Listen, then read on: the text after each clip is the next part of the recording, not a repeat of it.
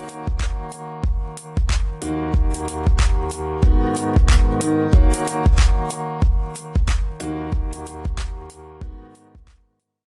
right, guys, it's Zach. We are finally back with another episode of the Hawks Film Room podcast. I have my good friend Brad Rowland on the show today, a familiar guest for all of you. How you doing today, Brad? You know, living the dream. We're almost to the draft. Tired. We're all tired. That's been covering this draft is exhausted by this point in the cycle, but now the fun starts. So I'm good. Here we are. Yeah, Brad has nonstop been potting about the draft since March. So if somehow you missed that, be sure to check out Brad on Twitter. Check out Peachtree Hoops for all the written stuff. Locked on Hawks, of course, for all of Brad's draft podcasts over with the Locked On Network. But yeah, as far as me with you guys, I'm sorry. I was supposed to get married in October. Pandemic stuff happened. Got really busy. Haven't potted in a while, but we're back now. The draft is upon us. So general thoughts, feelings, Brad. There's a lot of rumors about a trade. The Hawks, of course, are saying they're going to pick. So just, no projections, or if you have a projection, that's fine. But just how are you feeling, I guess? I think that it's similar to where I've been the whole time, or at least the last several months, and that, I think if you're paying attention to the Hawks, you could take whatever you want to take right now from it. I think my general thought, though, is that the Hawks can do just about anything in advance of the draft or on draft night. They could trade up in theory. They could trade down quite easily. They could trade out quite easily. They could trade outside of their own pick and add a veteran on draft night. There's all kinds of stuff they can do here, and that is the beauty and also, I guess, maybe the curse to some degree of a roster that has a bunch of young talent, and also, I would say almost more importantly, already has its centerpiece in Trae Young, but they also have all this cap space in a year in which cap space is a little bit interesting to monitor. So the Hawks will be tied to everyone. Something I've been saying over and over again is that every single free agent, every single trade, everything is going to be tied to Atlanta, at least through some connection, because the Hawks have talent and cap space, and they're trying to win next year. So the possibilities are kind of endless, which makes it fun and also kind of hard to figure out what's actually going to happen.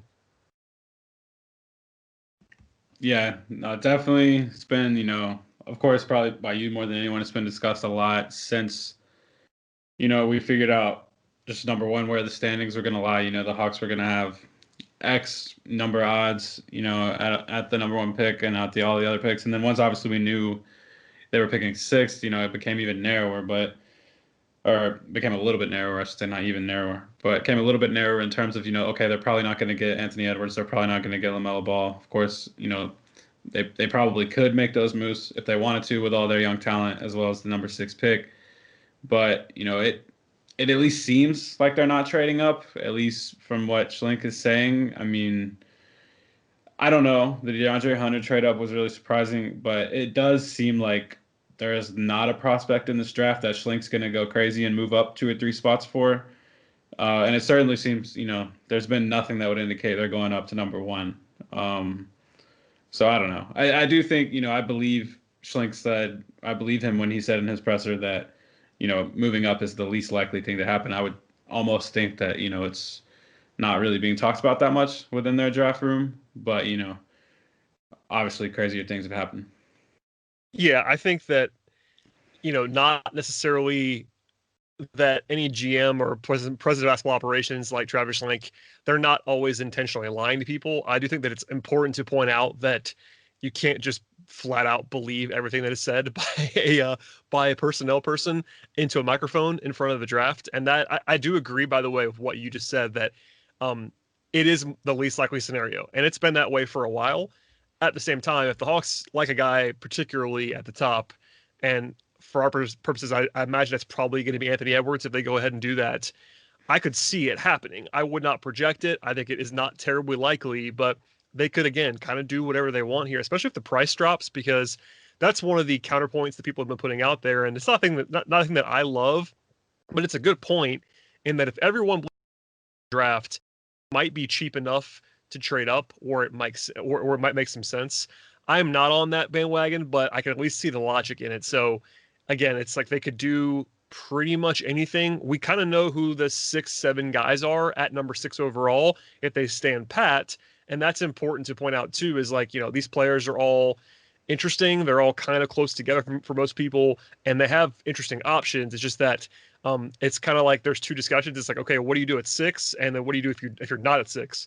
And those two things are, I won't say they're equally likely to happen, but they certainly could trade it, and no one should be surprised.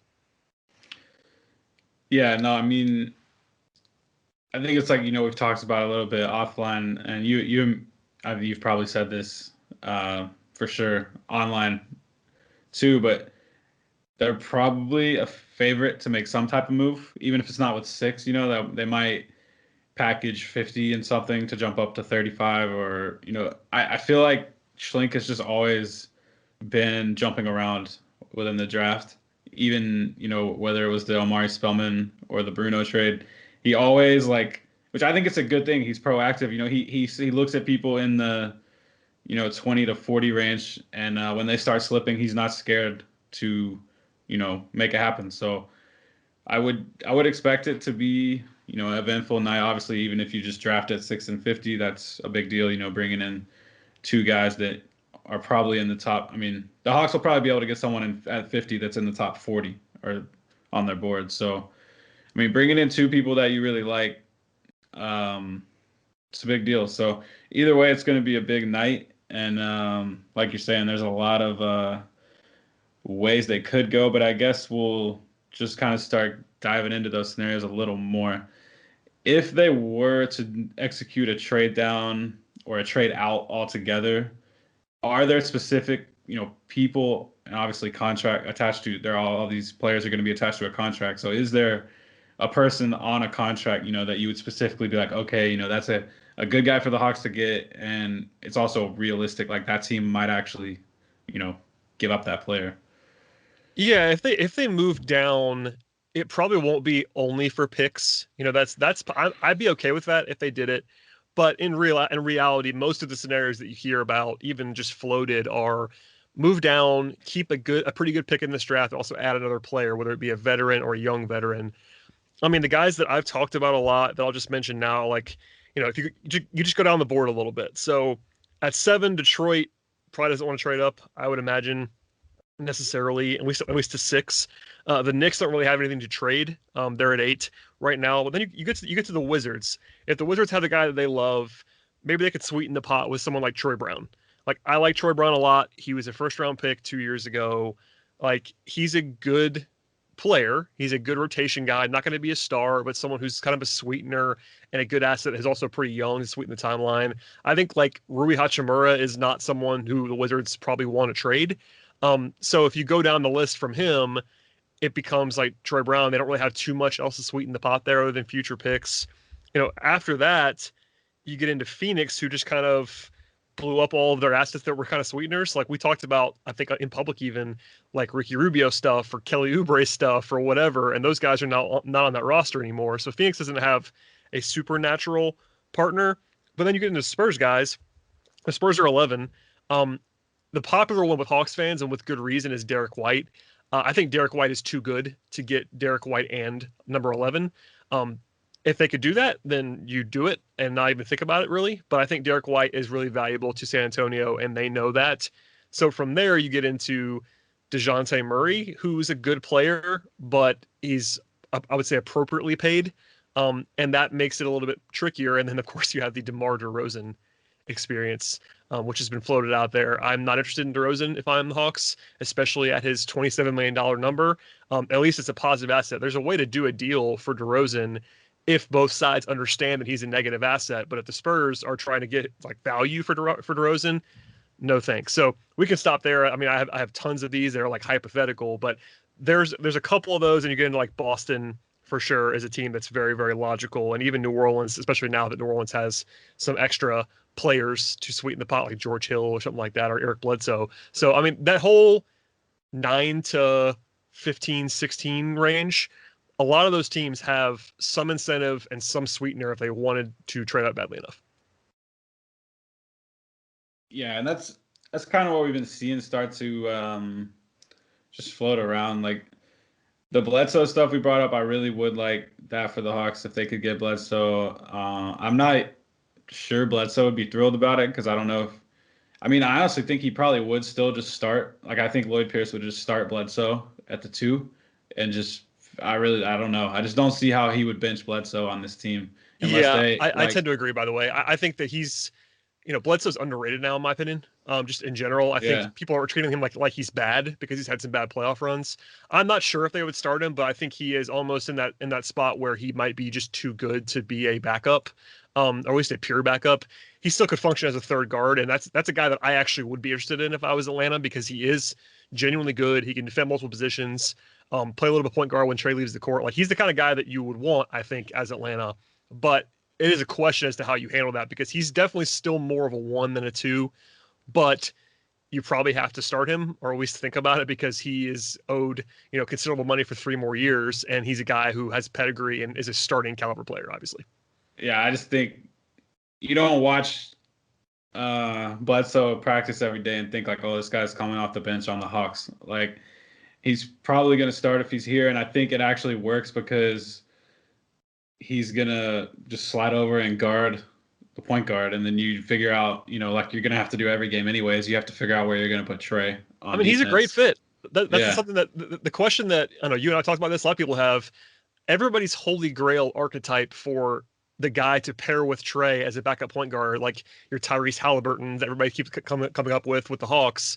Eric Bledsoe really is kind of that guy.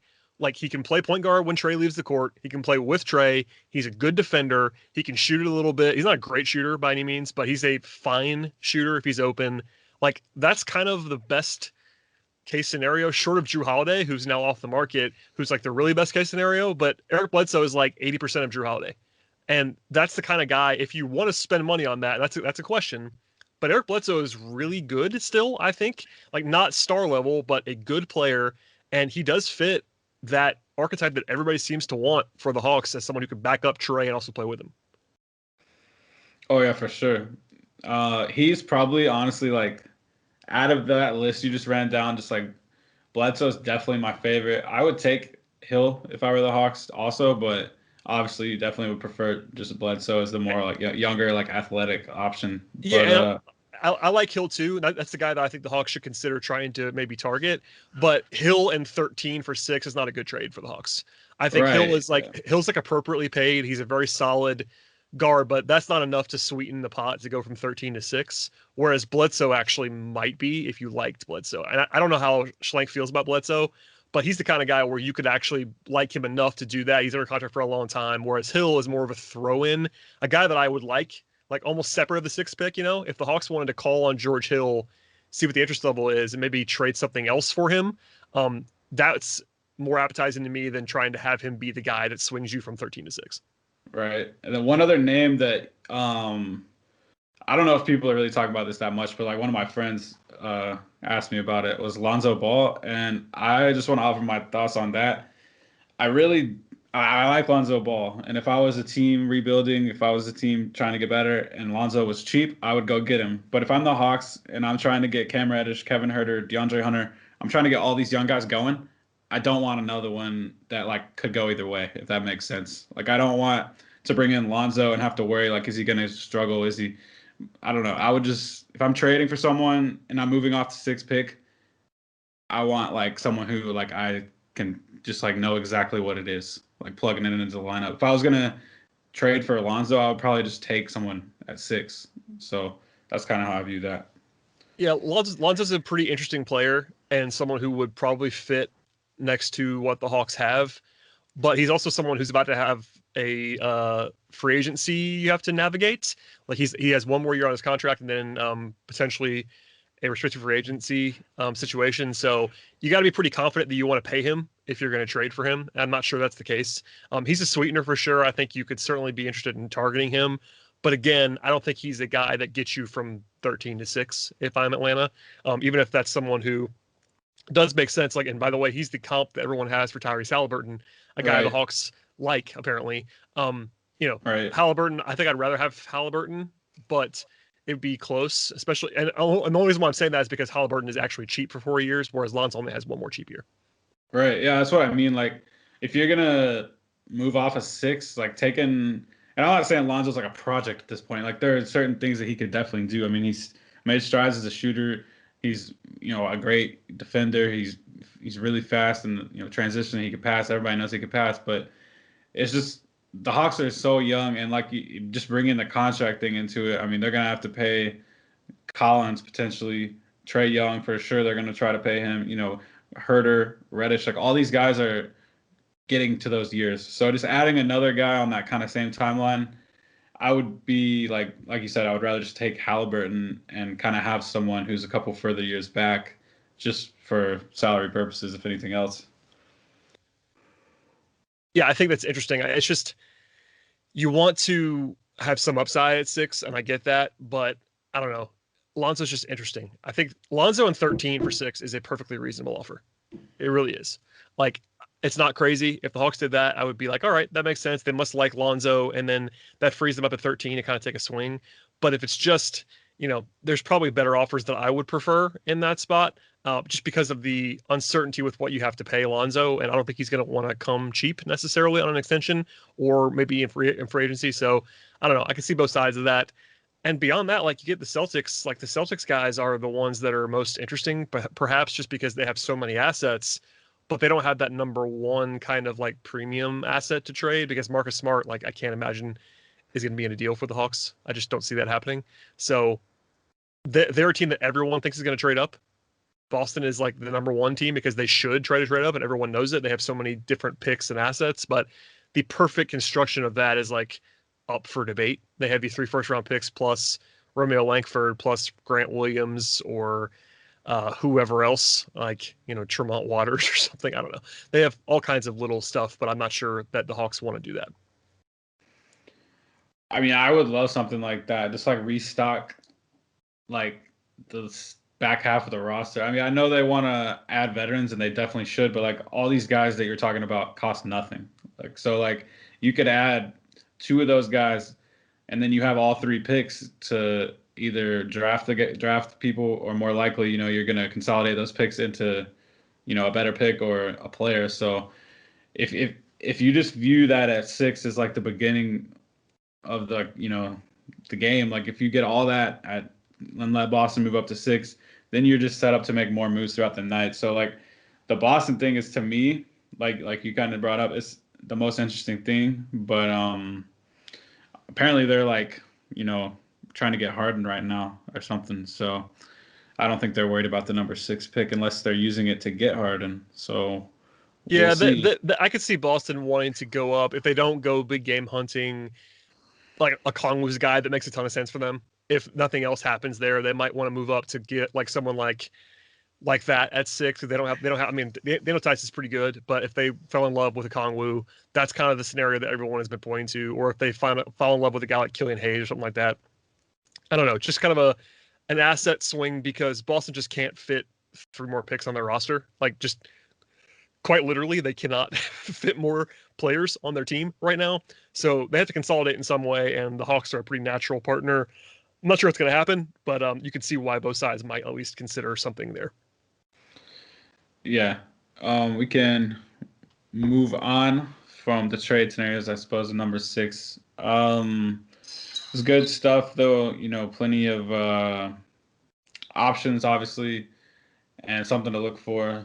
But if the Hawks were to just stay at number 6, and obviously, again, this is something that's been discussed for literally, 8-9 months. But it is the day of the draft, technically, when people will be listening to this. So who would be, I guess your top 3, because you're going to be able to get pretty close within like picking a top 3 where at least one of them will be there. And then if you would, prefer the trade, I guess, defend that, I guess. I don't know. Just kind of like explain like what you would do, like without obviously being able to know what your offers are exactly. Yeah, it's always tough just because you don't know what's going to be out there. I think in theory, I would be taking calls all the way until you make the pick, and mostly to move down. I think that if you get enough value, there's a couple of teams like we've discussed, that have the pieces that might want to move up. Maybe somebody that's off the board you might want to move up. I think the value still in this class, especially in Atlanta's range, is to move back. But if you can't find that, that'd be priority number one. If you can't find that, I'm totally fine sticking at 6 and making a pick. We all know the top 3 are likely to be gone. That's LaMelo Ball, James Wiseman, and Anthony Edwards. And then from there, you're at 6. So if you have a top 3, like you said, one of those top 3 is going to be there. Maybe even 2 or even 3 of those top 3 will be there, depending on what Cleveland and Chicago end up doing. So my top 3, and again, something I'm saying on my podcast a lot is that these guys are not hugely separated for me. They're all fairly close together.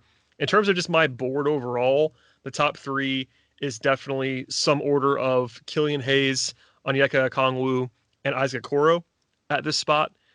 If you want to swing that for the Hawks a little bit differently, I would understand. There are arguments on all sides with regard to Okongwu and Hayes, because Hayes is probably more of a point guard. He is shooting guard sized, but someone who likes to have the ball in his hands. Okongwu is a center, and the Hawks do have Capella, and they have Collins, et cetera, et cetera. But in terms of just best player available, those 2 guys are definitely up there. And then Okoro, I prefer slightly over Devin Vassell. And also, just practically speaking, we've not heard really anything about Vassell that would tell you that Vassell is going to be a top 6-7 pick. I think I am higher on him than the league seems to be. But if you read the mock draft tea leaves or listen around the league intel-wise, you don't really ever see Vassell in the top 6 or 7. I guess maybe occasionally you do. But I think Okoro checks a lot of boxes. I like him a lot. I know you do as well. Those 3 guys would be who I probably would be choosing from.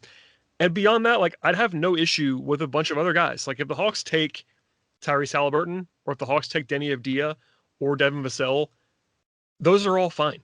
They really are. Like, that's not going to bother me. It shouldn't bother Hawks fans. Those guys all have interesting projections as players. Those guys are just a little bit lower for me than the group that I just discussed. I think Vassell is closer to the top group, along with Okongwu, Okoro, and Hayes. That'd be my sort of foursome, where I'd be actually choosing between those 4 guys, and the other 3 are in just sort of a half tier down from them. But again, like, they're all kind of close together. Are you buying the Patrick Williams bus, or do you think it's just kind of like some late, like, rumor? I think that he definitely is rising in the league. I think Detroit has been a team that's not so quietly talking about Patrick Williams at 7, and suddenly you saw a bunch of intel-based people talking about Patrick Williams at 7 to the Pistons, and that's because they seem to like him, and he fits the profile of what Troy Weaver likes in Detroit. I think 6 is just a little bit high for me. I know one of the mock drafts that I saw, I think it was Jeremy Wu of Sports Illustrated, had Patrick Williams to Atlanta at 6. It's not like indefensible. I think it's just a little bit high for me. He has some real intriguing upside. He's a really good athlete. He's definitely more of a power forward than a lot of these other guys are. He's more of a true 4. Physically, he's got this great physique. He's a good athlete. He gets off the floor. I think he's kind of skilled offensively for someone of his size, but he's not the greatest like speed guy, quickness guy. I'm not sure how good he's going to be on the court in terms of like out in space, but there's flashes there. I think I would like him, enough to at least consider him. Like he'd probably be on my board somewhere at 6. But if it's me personally, I would not take him. I've not heard anything specifically about Patrick Williams and the Hawks at 6. But again, like given the way that he seems to be rising across league circles, it wouldn't like blow me away if it happened. It's just not that I wouldn't take him. I think I have him somewhere in the late lottery. He's still like a lottery talent for me, but probably 4, 5, 6 spots below 6. Yeah. I would just say it affects the Hawks to me in this way, because I kind of have this like obviously, I love Okoro. I also love Killian Hayes, but I kind of had this like thought in my mind, like just in the back of my mind, like the Hawks could have traded back, like you're saying, to 13 and maybe still got Patrick Williams, and that now seems like that won't happen. Like he probably will be gone by 10 or 11. It seems like, whether it's via trade or Detroit or someone else trading up. To 9 or 10 or 6 or whatever. But it doesn't seem like you'll be able to trade back very far, maybe not at all, and get Patrick Williams. So if they had like a plan of that, then that is, it seems like he's rising too much for that to be, something that could happen. Yeah, I mean trade down stuff is very interesting. I think If he's still on the board and a few picks down, then sure. I think, the Detroit stuff is out there. Detroit's picking 7. So if you wanted Patrick Williams, you might have to just take him at 6. I'm not sure if they do. Yeah, but that's what I'm saying. Like, yeah. Throughout this whole process, it's kind of seemed like, okay, if because I really like Patrick Williams. I wrote the report for him at Peachtree. Like you're saying, he's really skilled. He kind of has some like passing flashes that are impressive, but I kind of viewed him like like you do, like this whole time, like he's kind of a trade down target, and now it kind of seems like if you really are in love with Patrick Williams, you kind of just have to take him. That's kind of what I was saying. Yeah, I'm with you 100%. I mean, basically, the moral of the story in this entire range of the draft for me is that it comes down to personal preference. Like, there are some tier breaks for me, but in general, I think the consensus in the league is like somewhere between like 4 and 12, maybe, are all pretty darn close together. And that means that the GM making that pick or the president of basketball operations is just picking the guy they like at a certain point in time. Like, again, I have my personal board that's like has some half tier breaks, but nothing is going to seem too out of the ordinary to me if you get a guy that I might have 13th, 14th, go 6. It just won't, or go 7 or go 5 even. It's just going to not seem too crazy for me. And that might look bizarre based on mock drafts and based on what people have seen in the ether. But in terms of like philosophically, this class is so flat that it would be kind of hard to like actually shock me. What about Obi Toppin? I wouldn't do it. Honestly, would you be shocked though? I mean, no, I wouldn't. I think that if you pay attention to what Travis Schlenk says and what he does, if he loved Obi Toppin, if he thought Toppin was the best player available, he would probably take him. And that's kind of what I think. I'll be more surprised about him than others. And also, he might be gone. There's some real buzz about him in Cleveland, and they're ahead of Atlanta. So, would I be surprised? Maybe a little, but not shocked. Yeah, I was just, I know, like, we aren't like huge Obi Toppin people, especially to the Hawks. So, was just messing with you. But that is someone who would surprise me. But like, I actually looking at ESPN best available right now.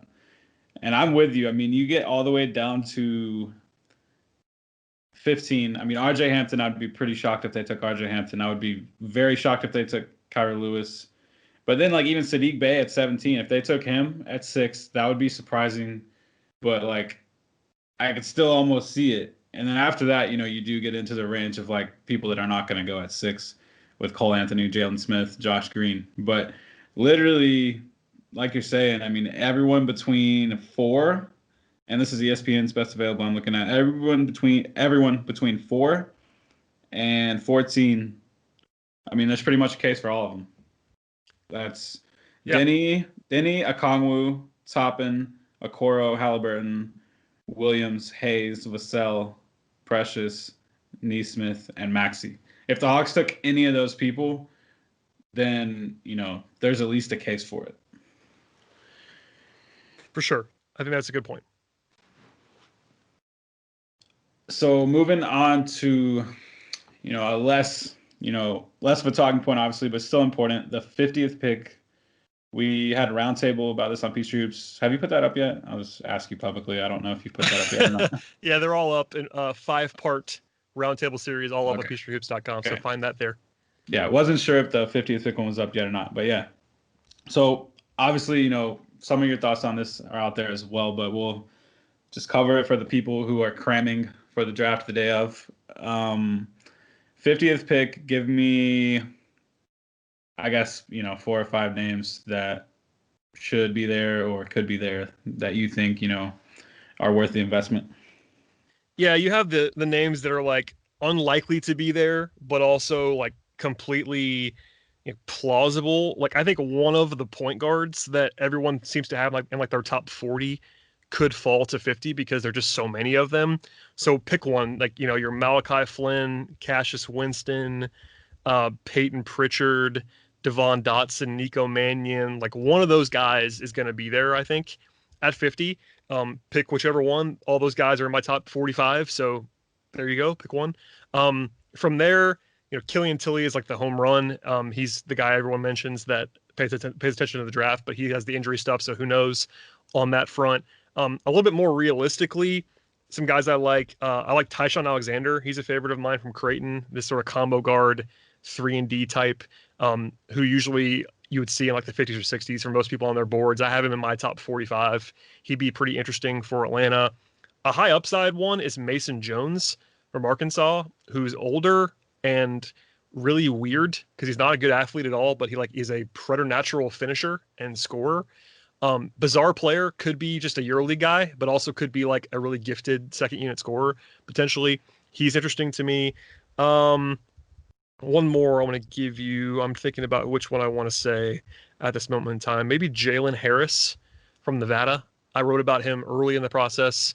A guy who is more of a scorer for sure in a lot of ways, but given what the Hawks could use, he's an older guy from Nevada. He's not famous, but I think he has like top 40 talent if it translates. So there's a couple names. I mean, it's kind of flat in that range too. There's a bunch of people that, and I think you mentioned it earlier.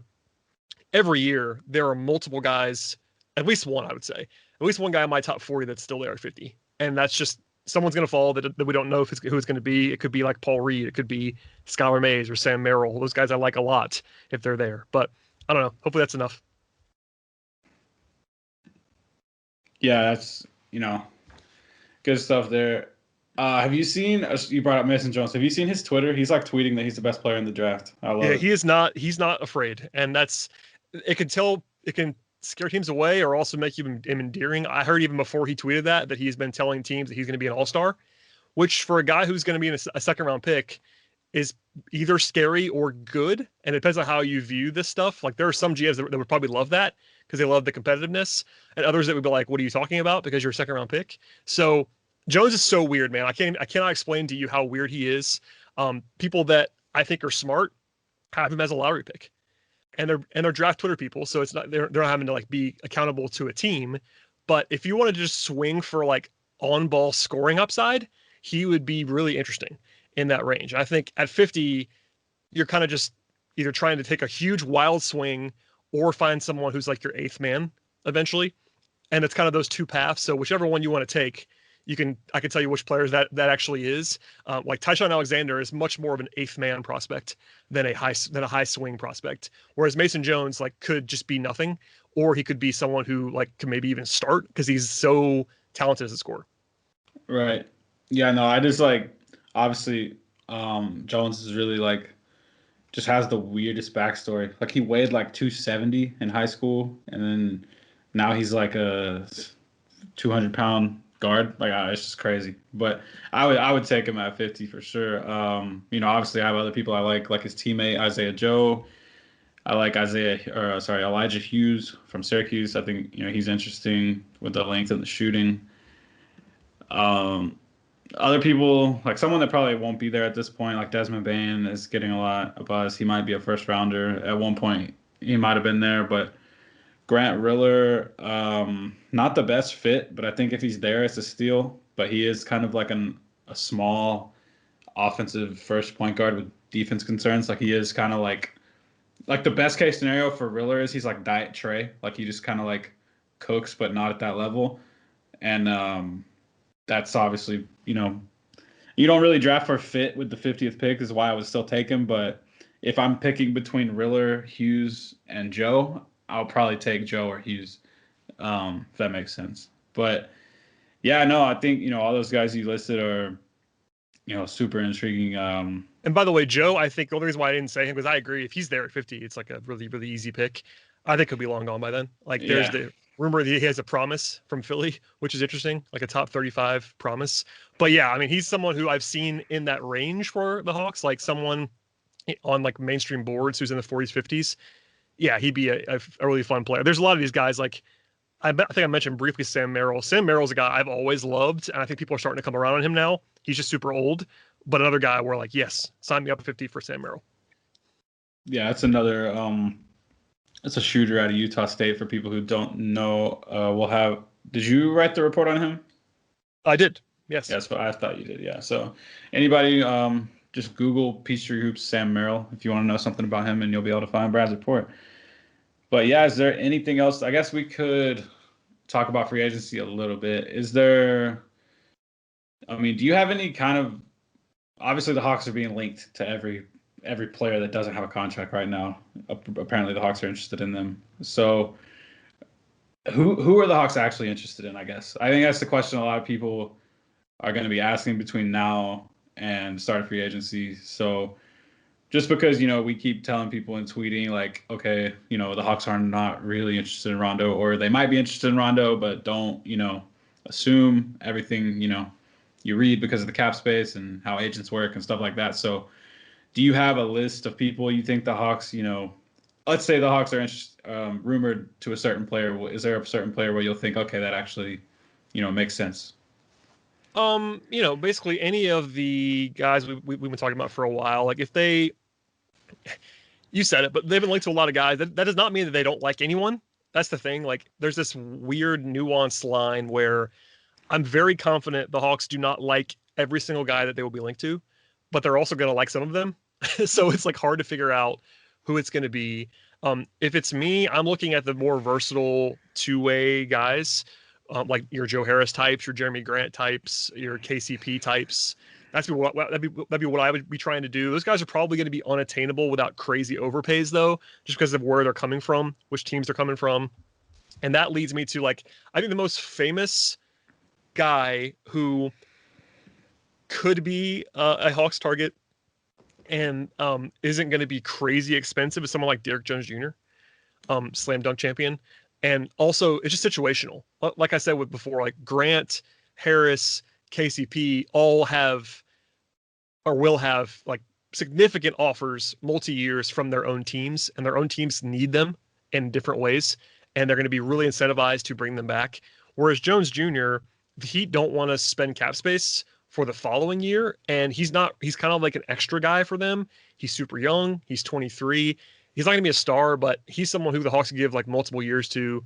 That would make a lot of sense, and they've already been linked to him at least once that I've seen. So he's like the lower tier option. The higher tier option, I'm on the record as saying I wouldn't give anybody a 4-year, $60 million contract, like that starter kind of contract in this class. The only exception to that is if Gordon Hayward opts out. If Gordon Hayward opts out, he's the only guy on the entire market. If you take out Anthony Davis and Brandon Ingram, which I think you probably can do, Gordon Hayward is the only guy that I'd want to give a like legitimately big contract to if I'm the Hawks. Yeah, I mean, I think I would give Jeremy Grant a 4-year deal, but not as much money as Hayward probably. Oh yeah, I mean, I would give Jeremy Grant a 4-year deal. I might even give someone like, I don't know, KCP a 4-year deal if it was the right price.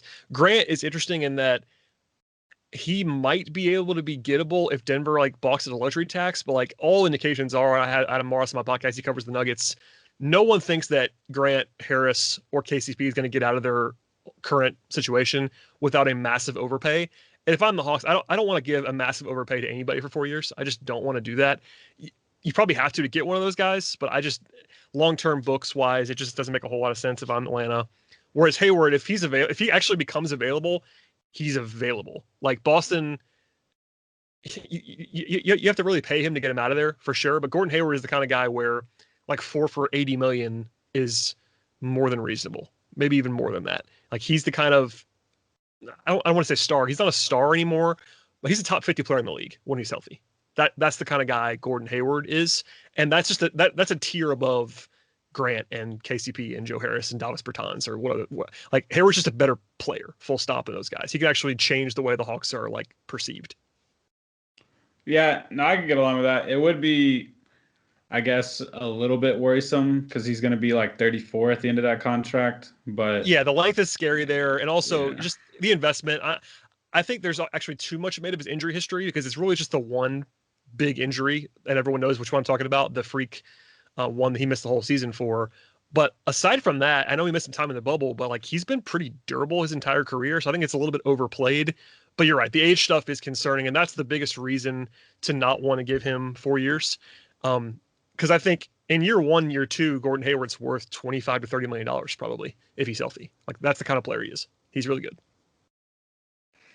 For sure. No, I mean, he would be, I mean, I don't know. I'm not going to put all the Hawks players in order, but I mean, he'd probably be the second best player on the team, him or Collins, just depending on what Collins you're getting. But, well, actually, Capella, is in that mix too. But he would be in that tier of just like really good starters, and having Collins, Capella, and Hayward, like having three really good starters, as well as like Trey, who would probably become like a fringe, like top five MVP guy if his team was winning 45, 50 games. Um, that, I mean, you're starting to have, like you're saying, like you're starting to actually be like, okay, like we play Atlanta, like that's not Atlanta anymore. Like that's not, they're not rebuilding. Like they can beat us, multiple times. They can maybe, go into the second round of the playoffs and do something. So I definitely agree with you. I mean, yeah, if you just think about it this way, Trey's the centerpiece for sure. John Collins is really good.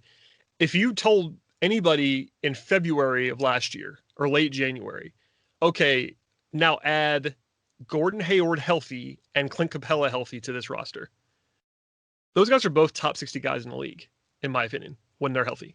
So, like, you're suddenly adding two guys who are legitimately plus starters, if nothing else. And then you're pairing them with Collins, who's on that level as well, and then Trey, who's a level above that. Like, suddenly you have four top 60 guys in the league on your roster.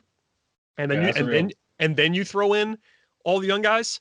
Like, however you feel about the young guys, your Reddishes, your Hunters, your Herders. If those guys are now your fifth or seventh guys, it's a lot easier than last year when they were asked to carry huge workloads, and you can be a little bit more patient with them. But now you have four, capital G good players if you suddenly have Capella and Hayward. So I'm not saying it's going to happen, but that's a team that's like a definite playoff team in the East, no question about it. And you're looking at potentially even better than that, especially if everybody stays healthy and you get a couple of leaps from your young guys. Yeah, I mean that's just kind of piggybacking. That's like really like one of the only moves I could think of that I guess is somewhat realistic that would lead me to say like the Hawks are good like before the season starts. Because like I believe in Capella and I believe he's healthy and I think he's a good player. But until we see the other free agents come in and we see it all come together, like it's going to be hard to know if they're a fringe playoff team in the East or I think right now we can't really project them to make that next step. But getting someone like Hayward, it would be much easier to do that, and that's why the move is so defensible. But yeah, I mean, beyond the guys you brought up, I mean, I don't know, like people like Van Fleet to me are just gonna get too much. I feel like Van Fleet's another guy where it's gonna take one of those crazy overpays to get him out, and he's probably not the best fit anyways. But he is free agent, so just touch on him for a second. I've had a couple people ask me about Montrezl Harrell. Just no. I mean, he's not really a good fit at all with Capella and Collins on the roster. He's going to get pretty good amount of money. Not really going to need to make that kind of investment there. Lower profile guys I actually like are like Garrett Temple. I like JaVale McGee as like a backup, but I again like Temple and McGee are probably just going to go back to where they came from, like go back to the teams they were with, the Lakers, the Nets. Teams like that are going to vulture all of these like affordable role players like Wes Matthews, all the guys that that are going to sign for like 3 or 4 million and like play like $8 million players are going to go to contending teams like they always do. So it's going to be tough. I mean, I think they'll be able to piece together something though, and like it feels good to know like obviously like we aren't like true fans of the team at this point, like maybe we were at one point, but it just feels good to know like that all that's going on right now is they're trying to win because like it's just been a while. It's been a couple of years, so. Yeah, they're in a new place now. I mean, Schlick talked about that on the record the other day, and that's kind of we all knew that, but it's different to hear the GM/president say that out loud. Like everyone knows this is a different offseason. The last 2 or 3 years have been kind of everyone knows the deal. Once they got Trey, that's obviously very helpful. But in terms of the on-court product, the last 3 seasons, the games have just not mattered very much, and now they will again. How good they're going to be depends on what they're going to do the next couple of weeks. But at a minimum, adding Capella is a huge move. And no one's seen him play yet with the Hawks. But again, Clint Capella is a good player. Like he's going to make an impact, especially when you factor in what he's replacing. Like you're adding an above average starter to a team that had the worst center play in the league last year. And that cannot be overstated. Plus you have the growth of everybody else. So Chris Haynes just tweeted the Atlanta Hawks are in play to acquire Boston Celtics forward Gordon Hayward. Well, there you go. So we already kind of just offered. We just offered our thoughts on that, but yeah, now we have to write articles. So, a signing trade deal is a possible route. Atlanta is equipped with the most cap space. I'm just reading this live to you guys. I'm not even going to edit this. I don't care. Atlanta is seeking an alternate playmaker. And then Haynes says they will also be in contention for Rondo, which that's already out there. All right. So, yeah, a real source, Haynes, is reporting Hayward in play for the Hawks. So we will close on that and go write articles for you guys. Yeah, stay tuned. Draft tonight. Any last thoughts, Brad? Plug yourself. Thanks for having me. Yeah, follow us at Peachtree Hoops, as well as follow me on Twitter at BT Roll, and follow the show that I host at Locked On Hawks. And I'm going to go write about basketball, but thank you for having me, Zach. Yep. Again, guys, your host, Zach Hood, at ZHood_ on Twitter, at Hawks Film Room on Twitter. Brad told you about Peachtree Hoops. And yeah, appreciate you guys for listening.